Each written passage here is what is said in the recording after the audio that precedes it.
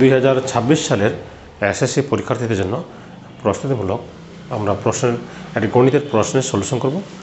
প্রশ্নটি দেওয়া আছে। এই ধরনের প্রশ্নগুলো বোর্ড পরীক্ষায় প্রতি বছর এসে থাকে।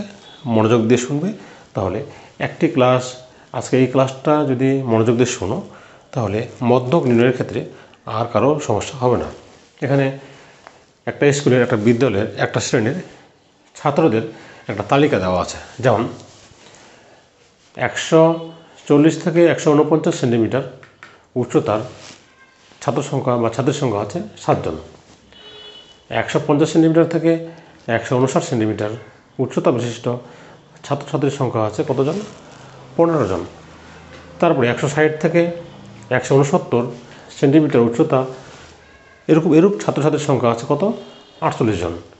তারপরে 170 সেন্টিমিটার থেকে 179 সেন্টিমিটার ছাত্রছাত্রীর সংখ্যা দেওয়া আছে, সেন্টিমিটার উচ্চতা বিশিষ্ট ছাত্রছাত্রীর সংখ্যা দেওয়া আছে 12 জন। লাস্ট 180 সেন্টিমিটার থেকে 189 সেন্টিমিটার উচ্চতা বিশিষ্ট ছাত্রছাত্রীর সংখ্যা দেওয়া আছে কতজন? 8 জন। এই দুটো কলাম তোমাদের পরীক্ষায় দেওয়া থাকবে।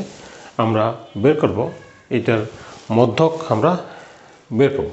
আচ্ছা, মধ্যক নির্ণয়ের ক্ষেত্রে সবার কাছে যেটা দরকার, সেটা আমরা কিন্তু অবশ্যই ক্রমযোজিত গণসংখ্যা বের করব। আমি আবার বলছি এটা একটা এমসিকিউ পরীক্ষা এসে থাকে যে ক্রমযোজিত গণসংখ্যা কখন বের করতে হয়, সেটা অবশ্যই মধ্যক নির্ণয়ের ক্ষেত্রে।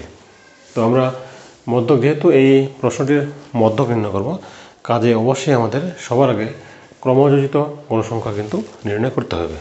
আচ্ছা, ক্রমযোজিত গণসংখ্যা নির্ণয়ের নিয়মটা হলো, এখানে গণসংখ্যা দেওয়া আছে 7, এই 7টা বসিয়ে দিব। তারপরে এই 7-এর সাথে এই 15 যোগ হবে। যোগ করলে কত হয়? 15 7 হলো 22। কারণ 22-এর সাথে আবার 48 যোগ করে এখানে বসাবো। আমি আবার বলছি, এই 7টা এখানে বসালাম, এই 7-এর সাথে 15 যোগ করলে 12 আসে। 12-এর সাথে 48 যোগ করলে কত আসবে? 70 আসবে। আর 70-এর সাথে আবার 12 যোগ করব, তাহলে কত আসবে? 82 আসবে। 82-এর সাথে 8 যোগ করব, 90 আসবে। তার মানে আমাদের গণসংখ্যা, এই টোটাল সংখ্যাগুলোকে যদি যোগ করি আমরা, তাহলে কিন্তু এখানে 90 আসবে। তার মানে আমাদের গণসংখ্যা অর্থাৎ n ইকুয়াল টু কত? 90। আচ্ছা, এখানে লিখব, এখানে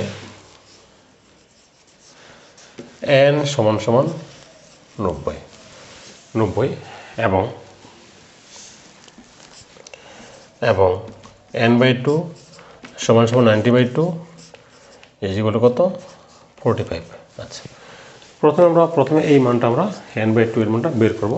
আর n/2 এর মানটা বের করলে আমরা বুঝতে পারবো যে আসলে মধ্যক কোন শ্রেণীতে আছে। আমি আবার বুঝিয়ে দিচ্ছি। প্রথমে গণসংখ্যা n সমান 90 বের করলাম, 90 বের হলো। এখন এবং এখানে আমরা n/2 লিখব। n/2 বলতে n এর মানটা কত? 90। 90কে 2 দ্বারা ভাগ করলে কত হবে? 45 আসে। আর 45টা এখানে কোন সারির মধ্যে আছে সেটা কিন্তু তোমাদের বের করতে পারতে হবে। যেমন 7 পর্যন্ত এই সারণীতে আছে, আর 8 থেকে 22 পর্যন্ত এইটা হবে মধ্যক শ্রেণী, আর 23 থেকে 70 পর্যন্ত মধ্যক শ্রেণী হবে এই যে 169 থেকে 160 থেকে 169। আবার 71 থেকে 82 পর্যন্ত মধ্যক হবে এই শ্রেণীতে, আবার 83 থেকে 90 পর্যন্ত মধ্যক হবে এই শ্রেণীতে। যেহেতু আমাদের n/2 এর মানটা 45, তাহলে আমাদের মধ্যক হবে এই শ্রেণীতে। দেখো, কারণ 22 পর্যন্ত এই শ্রেণীতে, 23 থেকে শুরু করে 70 পর্যন্ত এই শ্রেণীতে আছে। তাহলে মধ্যক 160 থেকে 169 এই শ্রেণীতে মধ্যক এই শ্রেণীতে অবস্থিত। এই শ্রেণীতে মধ্যক অবস্থিত। এখন মধ্যকের সূত্র আমরা জানি, একটা করে আমরা মানগুলো বের করব। এখানে L বলতে মধ্যশ্রেণীর নিম্নসীমা, অর্থাৎ আমরা যদি সাইড নোট হিসেবে লিখি, এখানে মধ্যক শ্রেণীর নিম্নসীমা L হলো, এখানে দেখো, তাহলে আমাদের মধ্যক শ্রেণী পেলাম কত? 160 থেকে 169। মধ্যক শ্রেণীর এটা হলো নিম্নসীমা, সেটা হলো L এর মান, অর্থাৎ এখানে 160 আসবে। তারপরে আমাদের সূত্র জানা আছে।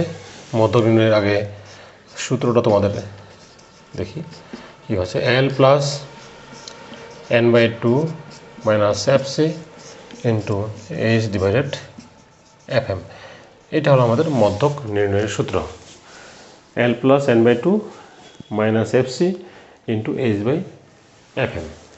আর এল বলতে বোঝায় মধ্যক শ্রেণীর নিম্ন সীমা, অর্থাৎ মধ্যক শ্রেণী আমাদের এটা, নিম্ন সীমা হলো 160 আর ঊর্ধ্ব সীমা হলো 169, এইটা হবে এল এর মান 160। আর এন বাই টু আমরা জানি, এখানে এন বাই টু বের করেছি আমরা, বা এন এর মানটা আমাদের জানা আছে, বসিয়ে দিলেই হবে। তারপরে দেখো এফসি, এফসি এটার মান তোমরা চাইলে বের করে নিতে পারবে, 90/2 অর্থাৎ 45। এখন এখানে দেওয়া আছে এফসি।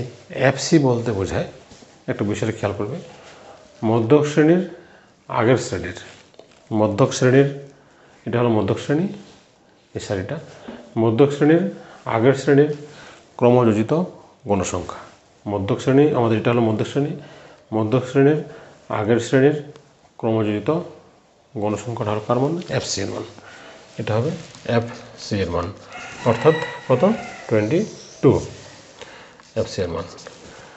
আর এই হলো আমাদের ডিফারেন্স, অর্থাৎ শ্রেণী ব্যবধান। হিসাব করো, 140 থেকে 149, 40, 41, 42, 43, 44, 45, 46, 47, 48, 49, অর্থাৎ 10 আঙ্গুল হিসাব করতে পারো। 140, 41, 42, 43, 44, 45, 46, 47, 48, 49, অর্থাৎ আমাদের এইচ এর মানটা কত হচ্ছে? এইচ এর মান হলো 10। তারপরে এফএম, এফএম বলতে মধ্যক শ্রেণীর যে গণসংখ্যাটা সেটাই হবে, অর্থাৎ এখানে আসবে এফএম হবে কত? 48। এই তথ্যগুলো বের করতে পারলে এখন আমরা শুধু মানটা বসিয়ে দেব, মানটা বসিয়ে দিলেই আমাদের মধ্যক চলে আসবে। আমি আবার ব্যাখ্যা দিয়ে দিচ্ছি। এল হলো মধ্যক শ্রেণীর নিম্নসীমা, আর এন বলতে গণসংখ্যা, এই গণসংখ্যা 90, ওই 2 দিয়ে ভাগ করলে 45 আসবে।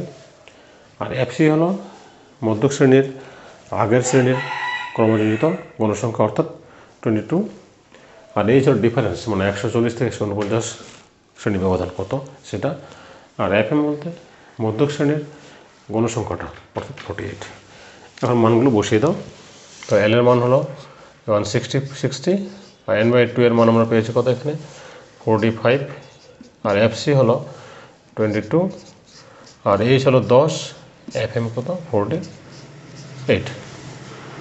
এখন দেখো 160 প্লাস এখানে বিয়োগ করলে 23 আসবে, ইন্টু 10/48, 160 প্লাস 23 10 210, 230 যে 48, 16, 160 প্লাস হলো এখানে 4.79, 164.79।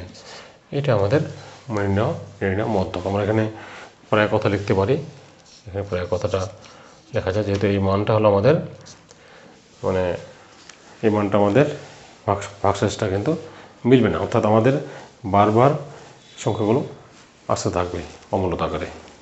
অতএব আমরা মধ্যক পেলাম কত? 164.79। তো সেক্ষেত্রে আশা করি প্রশ্নটা, সলিউশনটা বুঝতে পেরেছ। এই অঙ্কগুলো বারবার প্র্যাকটিস করবে, তো পরীক্ষায় তোমরা সহজভাবে অ্যান্সার করতে পারবে।